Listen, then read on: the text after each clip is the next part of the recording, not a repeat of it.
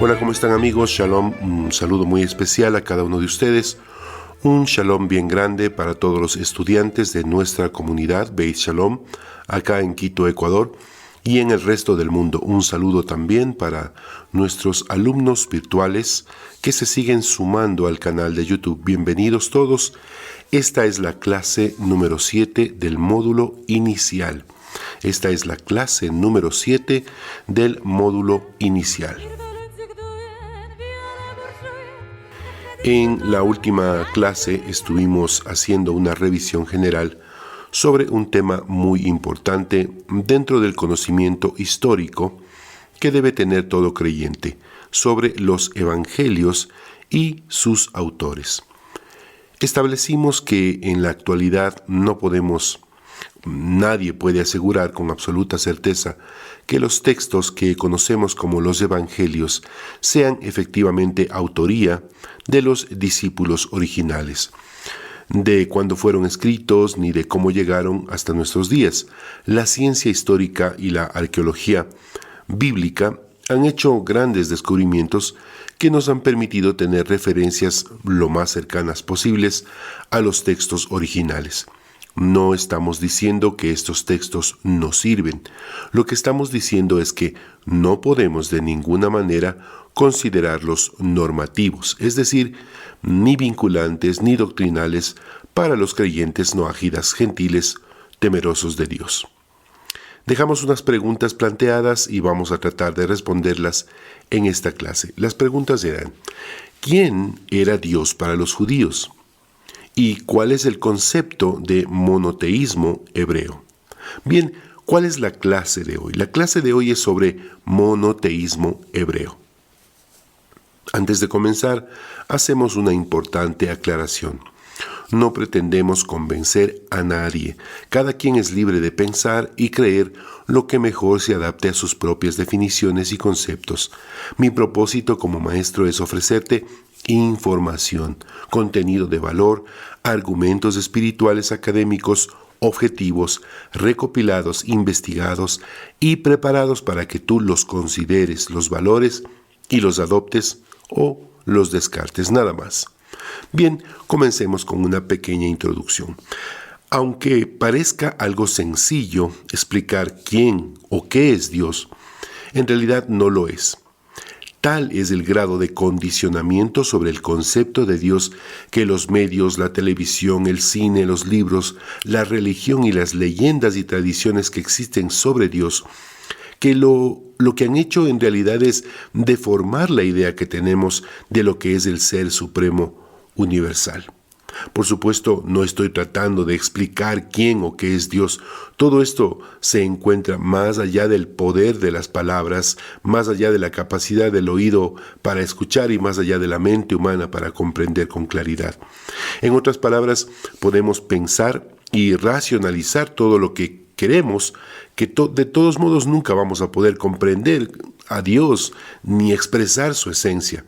Creo que como maestro, lo primero que debemos hacer es tratar de desintoxicarnos de conceptos equivocados, someter nuestros preconceptos a una limpieza exhaustiva y sacar de nosotros todo lo que no se alinee con lo que dicen las Escrituras sobre el eterno Dios supremo del universo. Vamos a tratar entonces de comprender algunos conceptos que son muy importantes con relación a Dios. Número 1, la preexistencia de Dios. El libro de Bereshit, capítulo 1, verso 1, Génesis, capítulo 1, verso 1, dice: Bereshit bara Elohim. Dios existe antes de cualquier idea o cosa. Para mí, la mejor traducción de estas palabras serían: entonces Dios creó. Todo lo que existe en este universo y lo que nuestra mente pueda imaginar existe solo después de Dios. El Eterno es la fuente y causa principal de todo. El origen de todo es, fue y será Dios. Número 2. Dios no tiene forma. Dios no tiene ninguna forma física.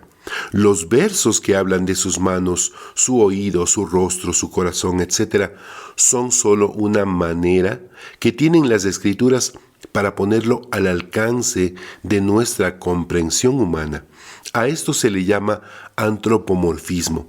No podemos decir tampoco que Dios es un ser espiritual, ya que esto nuevamente solo lo limitaría. El eterno Dios creó a todos los seres espirituales, pero no es solo espíritu. Es decir, esto no define tampoco la totalidad del concepto de lo que es Dios. Podríamos decir que Dios es energía pura, y aún así estaríamos muy lejos de definirlo. Número 3. Dios no está en un lugar. Dios no está arriba o en los cielos. Esto es pensamiento platónico, es decir, es filosofía griega. Dios no está en un lugar específico. Nuevamente son palabras que tratan de hacer comprensible para la mente humana la ubicación de Dios. En la dedicación del templo construido por Salomón, el rey hijo de David, pronunció estas palabras. Lo podemos ver en el libro de Primera de Reyes, capítulo 8, verso 27. Dice: «Pero ¿será verdad que Dios puede vivir sobre la tierra? Si el cielo en toda su inmensidad no puede contenerte, menos este templo que he construido para ti». Dios no viene de ningún lugar, porque Dios está, nos completa y al mismo tiempo nos contiene, nos emite y nos absorbe. Las Escrituras dicen, por ejemplo, libro de Samuel, primer libro de Samuel, capítulo 4, versos 6 al 8. Dice: «Cuando los filisteos escucharon aquel griterío, preguntaron: ¿por qué hay tanto alboroto en el campamento de los hebreos?». Pero al saber que el arca del Eterno había llegado al campamento, tuvieron miedo y dijeron, atención: «Dios ha llegado al campamento, ¡ay de nosotros!, porque hasta ahora no había sido así». Este verso se escribe en el contexto de cuando los filisteos justamente derrotan a los israelitas y se llevan el arca del pacto. Sí, si efectivamente Dios había llegado al campamento de los israelitas, ¿por qué los israelitas fueron derrotados? Si en el arca estaba la presencia de Dios, entonces, cuando los filisteos se llevaron el arca, ¿se llevaron a Dios capturado? Dios llegó al campamento y cuando vio que los israelitas no podían vencer, entonces, ¿qué hizo? ¿Decidió irse? ¿Así actúa Dios? ¿Va o viene dependiendo de las circunstancias? Apreciados estudiantes, estos conceptos deben estar lo más claros posibles, porque si no entendemos, por lo menos en la medida de nuestra capacidad de razonamiento, la esencialidad de Dios, entonces podemos estar en riesgo de malinterpretar versículos y capítulos enteros y desviarnos completamente de la verdad. Por eso, los grandes sabios no lo mencionan. Los sabios le dicen Hashem, el nombre, porque mencionarlo es condicionarlo a espacio y tiempo, y esas estructuras no pueden contenerlo. Cuando nosotros mencionamos Dios, lo hacemos en términos académicos, no definitorios. Bien, sigamos. Número 4. La unicidad de Dios. Dios es uno. El concepto de unicidad es crucial para tener un entendimiento adecuado de Dios. Los sabios dicen que el nivel más elevado de sabiduría que una persona pueda alcanzar es comprender la unicidad de Dios. El concepto bíblico está registrado en el libro de Devarim, capítulo 6, verso 4. Deuteronomio, capítulo 6, verso 4, el Shema, siendo esta la plegaria más sagrada de la Torá. Shema Israel, Adonai Elokeinu, Adonai Eja. Se escribe Elokeinu con H, pero se pronuncia Elokeinu con K, por respeto. Voy a volverlo a repetir. Shema Israel, Adonai Elokeinu, Adonai Eja. Esta oración traducida quiere decir: escucha Israel, Adonai nuestro Dios es uno y único. No sé si debo extenderme en explicar esto. No hay otros dioses, no hay un Dios en tres personas, no hay un Padre, Hijo y Espíritu Santo, no existe Trinidad. Hay un solo Dios único, vivo, real y verdadero. Ahora, si esto es verdad, y de hecho lo es, ¿por qué Shemot, Éxodo capítulo 20, verso 3, expresa lo siguiente? No tendrás dioses ajenos delante de mí, o no tendrás otros dioses delante de mí. Si solo existe un solo Dios, ¿por qué Dios mismo expresaría la prohibición a su pueblo de tener otros dioses? Si en realidad no existen otros dioses, ¿cómo entender esto? Ya hemos dicho que no existe nada fuera de Dios, y mucha atención con lo que vamos a explicar. En este momento estamos en un punto neurálgico de esta clase. Si te pierdes por un segundo, perderás el concepto por completo. Escucha bien, nada existe fuera de Dios, nada. Y cuando decimos nada, es la nada, el cero absoluto, el vacío absoluto. Es decir, Dios único, vivo, real y verdadero, ha creado todo. Y si nada es nada, todo es todo. La plenitud total. Entonces, lo que nosotros concebimos como el mal, por ejemplo, no puede existir como una fuerza independiente de Dios. Espero de todo corazón que me estén siguiendo. No existe un Dios bueno y un Dios malo. Esto ya sería un pensamiento idolátrico, pues estaríamos asumiendo que existe más de un Dios. No existe tal cosa como Dios y el diablo. Nuevamente el pensamiento de Dios bueno y Dios malo. Ni siquiera podemos admitir el pensamiento de, bueno, Dios es más fuerte que el diablo, porque aún así estaríamos aprobando la existencia de un poder comparable al poder de Dios, y eso es imposible. Posiblemente estarás pensando, ¿y entonces Satanás? Bueno, para empezar, Satanás es un ángel creado por Dios. Y no se hizo malo. Los ángeles, por definición, no tienen la capacidad de decidir nada. No pueden tomar decisiones. Los únicos seres creados con la capacidad de decidir somos los seres humanos. Regresemos a las primeras palabras del libro de Bereshit, Génesis. Verso 1, capítulo 1, verso 1. Entonces Dios creó, dice, los cielos y la tierra. Los cielos y la tierra hacen referencia metafórica, por supuesto, a lo espiritual y a lo material. Dentro de la creación espiritual están los ángeles. Todos los ángeles fueron creados por Dios. Todos los seres espirituales son creación de Dios. Existen solo en virtud de su esencia, servir y obedecer a Dios. Satanás es un ángel creado por Dios, sin ningún poder independiente en absoluto. Satán es un ángel que no puede decidir nada, no puede crear nada, no puede hacer nada y no puede negarse a hacer nada que no provenga de la fuente esencial absoluta. Fue creado con una tarea ordenada y un propósito encomendado por Dios. ¿Cuál es este propósito?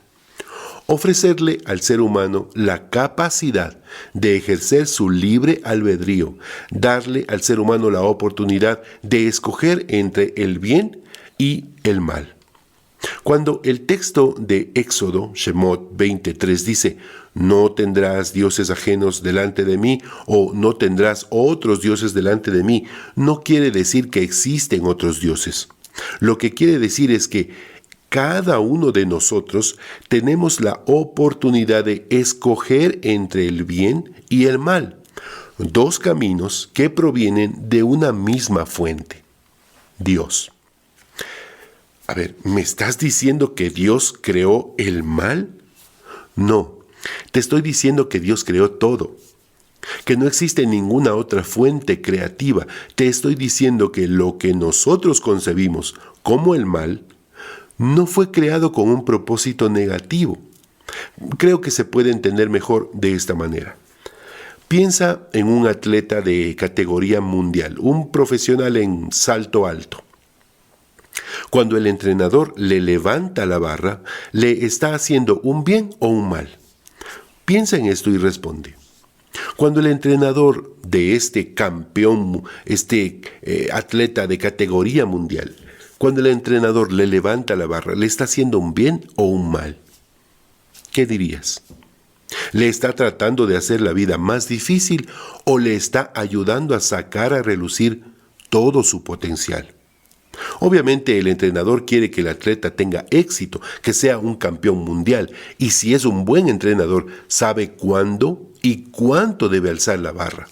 Es verdad que el atleta puede fallar muchas veces al saltar la barra, pero el entrenador sabe que con suficiente trabajo y esfuerzo, el atleta finalmente tendrá éxito y llegará a su potencial máximo. Por lo tanto, a pesar de que parezca que el mal nos está alejando de Dios, en realidad nos está proveyendo oportunidades para acercarnos a Él. El mal te presenta otra alternativa para llegar a la verdad, para que puedas obtener placer en ese descubrimiento. Sin desafíos no hay un aprecio verdadero por hacer lo que es correcto. Por el contrario, solo estarías haciendo lo que de todas formas harías de manera natural, es decir, seríamos como ángeles. Todas las molestias y desafíos están diseñados simplemente para sacar lo mejor de ti, no para estorbarte. Un axioma del pensamiento hebreo es que Dios nunca te pone un desafío que sea demasiado difícil de superar. Debemos leer los mensajes de la vida adecuadamente cuando el mal venga y te diga que infrinjas un mandamiento, un precepto, un principio de eternidad. Lo que en realidad te está diciendo es, aquí tienes un nuevo desafío, vamos a ver si puedes superar esto. No entendemos correctamente el mal, porque lo tomamos demasiado en serio. Creemos que es una voz independiente, pero eso es una ilusión. Le tenemos miedo porque pensamos que esa voz proviene del Satán malo, del diablo, del enemigo de Dios. Y Dios no tiene enemigos, no tiene rival alguno que pueda enfrentársele porque Dios, el Dios único, vivo y verdadero, es uno. Todo en esta vida es parte de un mismo sistema, proviene de la misma fuente, tiene el mismo origen y propósito. Obviamente hay diferentes piezas en este rompecabezas de nuestra espiritualidad, diferentes músculos espirituales que deben ser ejercitados, pero malo, bueno, no existe tal cosa. Todo tiene el mismo origen y objetivo. Si caemos enfermos, por supuesto, sin una razón clara de negligencia por nuestra parte, si caemos enfermos, hacemos oración al Eterno por nuestra sanidad, por nuestra salud. Valoramos entonces los tiempos de salud, comprendemos a aquellos que están en cama, privados de salud, nos volvemos más conscientes de lo valioso de las mínimas acciones de nuestro cuerpo, poder movernos, respirar, bañarnos, mirar, caminar, tocar, hablar. Entonces, cuando llegamos a ese grado de conciencia, somos sanados por la misericordia de aquel que con ese propósito permitió nuestra enfermedad. Y así es con todas las cosas. Por más difícil que parezca en el momento, las enfermedades y las malas experiencias son de alguna forma lo que cualquier persona necesitaba en su vida. Gracias a esa experiencia difícil, ahora es una persona más fuerte, más sabia, más compasiva. Esto también aplica a nuestras metas en la vida. Es verdad que necesitamos ponernos metas para alcanzar un progreso significativo, pero no debemos hacer que esas metas sean inflexibles. Deben ser lo suficientemente flexibles, humildes, como para acomodarnos a nuevos desafíos, a cambios que provienen de la mano de Dios.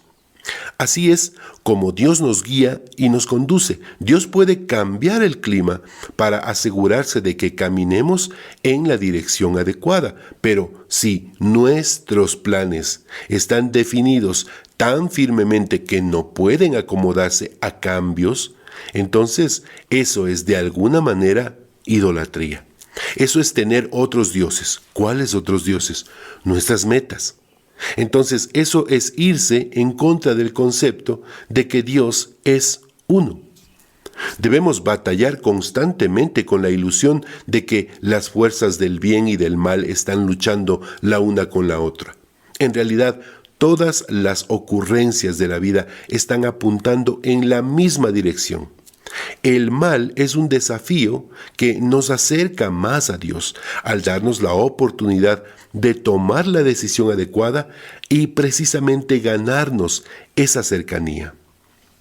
Bien, como dijimos al principio de la clase, resultaría imposible tratar de darle un concepto a la idea de Dios. Apenas hemos rascado la superficie de todo. Hay mucho más, pero nuestro tiempo por hoy se ha terminado.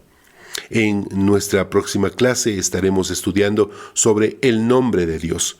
Pues así es, este Dios eterno y maravilloso, esta energía pura, este ser creador supremo, tiene un nombre que debemos conocer, honrar y aprender. Te espero en nuestra próxima clase. Shalom. Gracias por el tiempo que le has dedicado a esta clase. Todas las preguntas tendrán su respuesta en su momento, pero como dije, por ahora el tiempo de nuestra clase se ha terminado. Recuerden que las clases están disponibles en el canal de YouTube de la comunidad y que también tenemos disponibles los materiales escritos de donde hemos extraído estas enseñanzas. Si lo deseas, puedes escribir al correo de nuestra comunidad beitshalom@hotmail.com. Muchas gracias, los esperamos en la próxima clase. Bezrat Hashem, si el Eterno lo permite, se despide de ustedes Moré Patricio Mena, Moré Maestro CBS. Shalom.